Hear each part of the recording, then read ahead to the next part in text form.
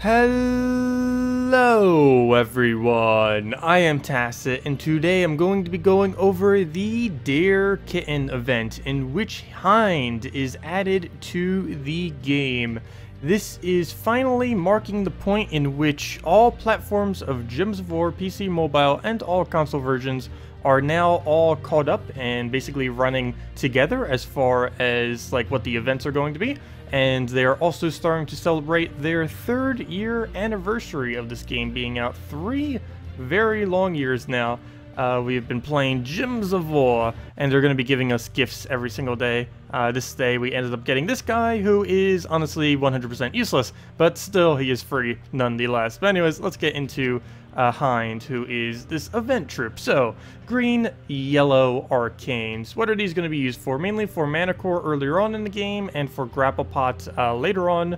As far as Hind herself, a little bit unique. Actually quite unique in what it can do. It deals damage to an enemy, and then it gains 2 mana back, as well as a 25% chance per enemy that is entangled, and this is based on both of them. So for example, let's say there is 3 enemies entangled on the enemy team. That would be a 6 mana gain for her, which is half her mana, as well as a 75% chance that she would gain an extra turn. So for example, if they were entirely entangled, the entire enemy team, that would be 8 mana back of her 12 that she has. And a 100% chance to extra turn, so kind of like a goblin, but a extremely dependent on entangle version of goblin, essentially, is what she is. So it definitely has quite a bit of potential, can get a lot of her mana back. Anything that's 3 entangle or more is pretty good value out of her. Anything less than that, she is pretty useless, so she's not going to have too much of a purpose. There isn't anything too particularly good in the game that can mass entangle right now, other than Yasmin's Chosen and Spring Imp. Spring Imp you would normally not use because it's a pure color green, and Yasmin's Chosen is a mythic, so most people don't have her, and even if you did, you would need to have her fully traded. The most budget thing you could possibly use to basically utilize her ability is having a Green Seer. She's an epic that can keep casting Entangle on a random enemy every single time she casts, and she can be infinitely looped with a Green Seer Giant Spider combo to basically essentially entangle the entire team, if that is the path that you want to go forward with her. As far as traits, they're pretty lackluster, nothing you really need to bother with on her for that, so don't even bother. So as far as, oh, I gotta take the tribute. I can't not take tribute. Okay, there we go. So as far as chests this week, it is a Silverglade week. I believe on console it is Merlantis though this week, because you guys didn't get Merlantis earlier. But on PC Mobile, it is indeed Silverglade. So there's the mythic of Queen Aurora, as you can see right over there. There is also the most noteworthy drop, which is a Christinax. So if you haven't gotten yourself a copy of Christinax yet, definitely make sure to do so off event keys. It is arguably the strongest troop in the game, definitely among one of the strongest. Really good board control, really good full AoE, and it even has a summon, so it makes it good in Guild Wars as well. So it covers basically all the bases you really need. So definitely make sure you get yourself a Christinax if you don't already have one. In the Soul Forge, nothing really too good to go for this week. Maybe a grapple pot. This is the green yellow I was referring to earlier that you may want to trait with the green yellows that you're getting this week. The main reason is she is really good on a 4x goblin team. Not only is she full AoE plus automatic extra turn, she also has a bunch of additional life gain that she can do on extra turns. Other than that, not really too many other ones. Maybe Amnesia. Other than that, maybe Elamagrim. Elamagrim, of course, is something that is used within Infinite Loop teams. And speaking of that, now that would be a good segue into the nerfs. There were several nerfs for this patch. We can go and actually find all of them by typing in refund this time. This isn't always the case that you can find it by refund, but for any of you that don't know, refund troops are generally given to anything that gets nerfed in this game, or rebalanced in a way that the troop interacts like completely different than what it used to in the past. But yes, all of these troops did indeed get nerfed in the most recent patch. There's basically 2 things that happened today. All trolls now have a 1 higher mana cost as well as a 1 lower gem spawn. So they changed from 11 mana cost to 12, and they changed from a double +4 to a double +3 as far as how many gems they create. As far as refunding a troop, all you have to do is click refund on it, and this will give you back all of the trait stones and souls that you ended up paying for the troop, 100% of them. You don't lose a single one from doing this. As you can see, we end up getting every single bit back from what we have put into him, and then you could just decide if you do want to put it back later, just to simply put it right back in. Generally, as far as refunds are concerned, it is generally, oops, what am I doing? It is a good idea to consider over refunding than under refunding, because you can always re-put these resources back later if you want to, but if you don't claim the refunds, you will never like be able to refund it on like next week or anything like that. So it's generally a good idea basically just to refund all of them, and then if you decide you do still want to use the troop, then simply put the resources back into the troop. But still, all of them are pretty decent. There isn't too much of a need to really go for the refunds, I don't really feel. But do keep in mind that all trolls did get that nerf, including the new one that's going to be coming in a few weeks, which isn't even out yet. Also, Kraken, a couple changes you can see immediately. The mana cost, it now has a 17 mana cost instead of 16. It now has a 35% devour chance instead of 40, and it now does one less gem spawn with a 8 instead of 9. Will this really change much? No. Honestly, I don't really feel like Kraken was even really used for his ability. He was mainly used for the tentacles plus huge plus thick-headed.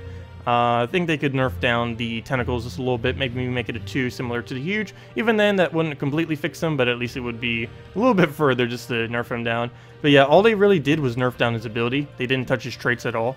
And given that Kraken is generally used just for its traits and barely even for its ability, the ability is just a byproduct. It just happens to be a really good ability that they cut down a little bit. But it's mainly the traits where Kraken gets a good majority of its strength. So you're still going to see a lot of Kraken despite it technically getting nerfed. So do keep that in mind. All those did end up getting those changes. So let's go into some Hind teams. Or actually, let me go over the event things. Oops, that's not where the events are. I always get confused with these little side thingies. So, events. Of course, there are 10% to all Fae, as well as 10%... Oops, I read that wrong. There's 10% to all Fae, as well as 10% to all Centaurs. You also, most notably, get +5 glory for using a Hind in PvP. One thing to note about this is anytime that there is an event week where you can get +5 glory when using a single troop into your PvP team, this is the best possible time you can ever do to go farm glory. So if you've ever been interested in farming glory, these are the weeks to aim for. What you basically do is just use a triple team of any kind and then just farm up glory like crazy, either on your 1 trophies, your 2 trophies, easier battles, or just go into casual, keep repicking it, any method you want, but you'll never gain more glory on any week other than these, so it's generally a really good idea to farm up, because you can get pretty much double, sometimes even more than double, the amount of glory that you would normally gain in a given week, and it's just pretty easy whenever it's in just a single troop. Since it doesn't matter if it lives, as long as it's on your team, you still end up getting that bonus. Also, we have to kill a bunch of Raskeia. You can do this either in PvP or Explore. If you're going to do it within Explore, I would highly advise using the Kingdom of, where to go? Pride Lands. Pride Lands, for the most part, should have at least 1 every single time. Of course, when I did a video, it has literally 0. But you can also go try casual PvP and re-picking that a bunch. To try to get it, but currently that's basically the only kingdom in the entire game that really even has Rashkas for the most part. I think there's one in Leonis Empire or something, but like almost all of them are in Pride Lands. That's about the only place you're really going to find them is Pride Lands Explore, or of course if you go to PvP, where you can already find some on ours, and you can even see under casual, and you can just keep repicking with the repick button if you can't find anything yet. But let's get into some teams now. We're going to go over the... Oh, also, one other troop. I might as well mention this real quick. I'm not going to show any teams for him. He's useless. But this is the new guy that they gave out today as one of the gifts for the 3-year anniversary thing. This is a Tacet, a troop from Karkaroth. It is pretty well known that Karkaroth has some of the most weirdest useless troops in the game. Very weird troops, some of them. But yeah, there's really like 90% of the kingdom's almost useless to even use. Aberrath and Green Slime and Dark Troll, I believe, are the only 3 from that kingdom that are even remotely viable. But anyways, this thing deals damage to an enemy, webs them, and then a 20% chance to devour. Why is this useless? It's 11 mana costs, and Spider Queen basically does the same thing. It doesn't have the devour chance, but it still does the web. It still has an armor reduction. This isn't actually damage. Of course, damage is better, but it's just a very tad bit weaker than him. I think by the time that thing gets fully upgraded, it's only about 6 lower, so not really that big of a difference. but it has a full mana drain. This is much more important than a random 20% chance to devour. So Spider Queen with her 2 lower mana costs and her full mana drain is pretty much a better choice. This is already a pretty weak troop to begin with, and the fact that she's better than this thing, it makes this like almost useless. It does have immune to devour, so at least you could possibly use this as a last slot, because not only does it have immune to devour, but if it does die to multiple Kraken hits, you would end up getting the demonic pack trigger. Unfortunately, if you do use this as a backline tank, if you do choose to go down that path, it has agile, which will serve absolutely no purpose in the last slot. If this was something like stealthy, I would think slightly higher of this troop or some kind of other, but you're not really going to be using this in like first or second slot. There isn't much need to, especially since Spider Queen already has the priority to be used in something like first slot. So yeah, I don't really see this thing ever being used. I wouldn't even bother building a team, not even going to show any teams, because it's pretty much pointless to bother using. So let's go with a budget Hind team here. As I mentioned, Green Seer is about one of the only really easy ways that you're going to be able to get some entangles onto the enemy. You can use Green Seer Giant Spider. In this particular team, I'm not going down that route, though feel free to do so. We're going to be going with the Forest Troll to show off the nerfed Forest Troll. Forest Troll, of course, did get that 1 lower mana and all that kind of stuff. Most of the trolls, actually really everything that got nerfed today, still really viable. They're just slightly more balanced now, so that's nice. As you can see, there is 1 entangled on the enemy team. We are going to want to get a lot more than that before we throw a Hind, if possible. Ideally, we are going to want to have, I'd say, at minimum 2, ideally 3, before we really go crazy. So right now, I am going to want to go for the biggest threat right now, which is, forget our names, Kima, I think? Yes, Akima. Or Sekma, however you pronounce it. Everyone always says I pronounce it wrong. But we'll go... We still only want to entangle. We can go try finding a Green Seer here. I don't believe we have it, at least not for an extra turn. So those flashing reds, I might actually go for, because I don't really have much else to bother taking on that particular board. Let's see, Green Seer, yes, we do have that on red, so I will indeed go for it right on the top there. That gives us our little bit of damage that we need, so I will go poke for that. Still haven't gotten another entangle. Does something have immune to it on their team? Or did I just re-entangle the same person twice? Probably that. That's unfortunate. So he's entangled right now on the front line, so we can just kind of let him be there. He'll just take the skull. Not much really comes out of that. We don't have any falls right here. I guess we'll just try getting Troll up. I'll do that just so he doesn't get a skull. I guess I could have kind of gave it to him. It wouldn't really matter too much in that case. Haven't been able to get another entangle. Oh, never mind, we can right there. So we'll do that. We can now go and get our mana up. We'll throw this for just damage, and now what we'll be able to do is throw this to go and now target it down if we so choose, which I believe we will, using the Hind's capability of hopefully extra turning. So we'll take that over, get a nice little skull poke, still poke it again.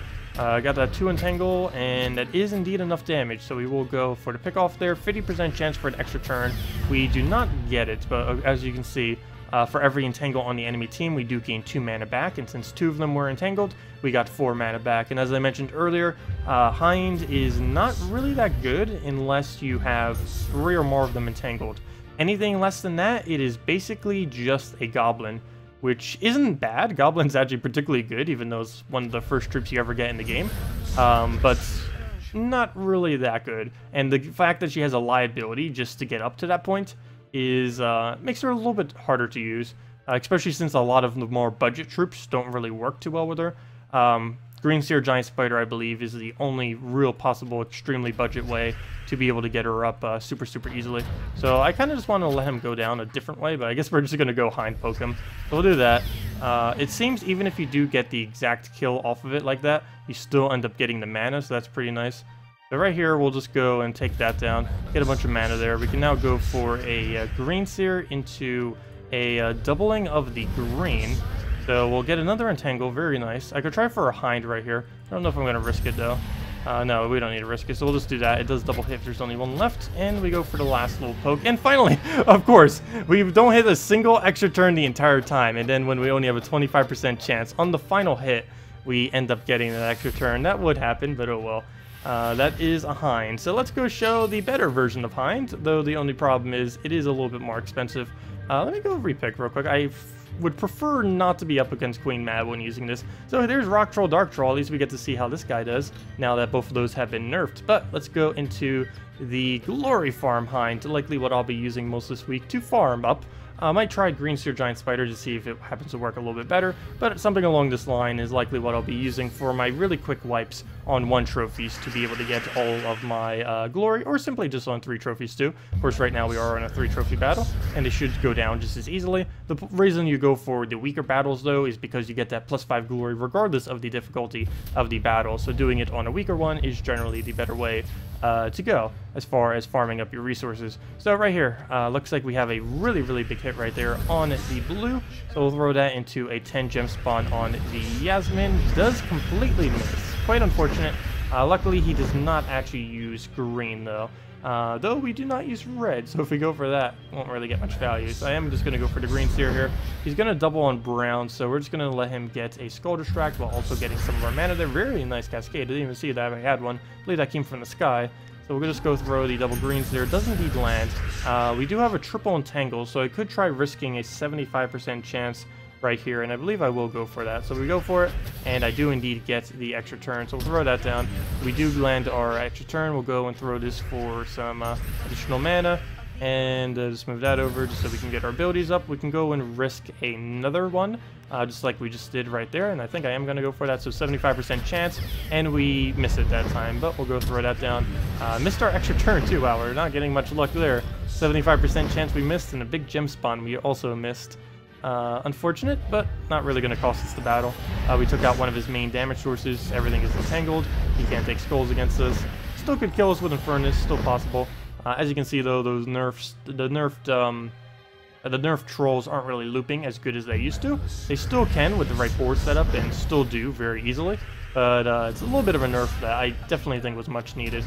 I think they could have gone a little bit further for the Kraken though. But there we go, down it goes, and that's pretty much how I'm going to be farming all my extra glory. As you can see at the end of this battle, we do indeed get the extra glory. I actually got 14 for that battle between the extra 5, the amount that it gave, and I believe that was a rival or something, I forget exactly. But yeah, we did end up getting the extra. But what I mean basically by farming up the 1 trophies, like things like this, we could end up throwing out the things that have lower stats. Also, you can just keep repicking either until you get the Rashkas this week, or simply repick into something that has a really low team. Oh, I should have gone for that one. That would have gave us the thing and a low team score. Well, let's just go find something real. Oh, sure, we'll just go with this, whatever. We'll go with this and take it out. But yeah, essentially what you'll want to do is just really quickly just repick a couple times, find something weak, go take it out real quick, and then you get an additional 5 glory onto it. You can use whatever team you want. Of course, I'll personally be using this and similar teams to this, just because it goes a lot quicker than a Yasmin. Otherwise, you can maybe try going Green Seer Giant Spider combo, or simply just use it with a triple threat team, and don't even bother utilizing the new Hind troop. So we'll throw the doubling of the greens right there. It does indeed land, and we can pretty much just two-shot this. I won't even really need to use Hind, I don't think. She's kind of just there. I don't even know if she's really going to come into play in most of these battles, but oh well. All we really need to do is get that last little bit of mana. Not really working that well because it does look like he's about to get that poke, so just to make sure he doesn't get that summon, we'll take that out. And now anything we do will essentially kill it. We were not able to get the extra turn off anything, but we'll just clear. And yeah, that is pretty much how you will farm the glory, and that takes like, what, under a minute per battle, so we can definitely earn a pretty substantial amount of glory. And of course, you could try doing, revenges and stuff within PvP and gain even more on top of all that for extreme glory farming. But anyways, guys, happy 3-year anniversary of Gems of War. Kind of interested in seeing what else they're going to be having. I believe, spoilers, I believe they're going to be having 2 new hero classes as well. End up seeing that earlier on some of the spoiler threads. Plus, they've been around for a while. They just haven't added it. I think they had it done since almost a year now. They've had some of that, but they're finally adding it for the 3-year anniversary, it would appear to be. But yeah, a lot of interesting stuff may be coming with it. We're getting something new, I believe, for the next 4 days. We got one today, and I believe the message thingy said for the next 4.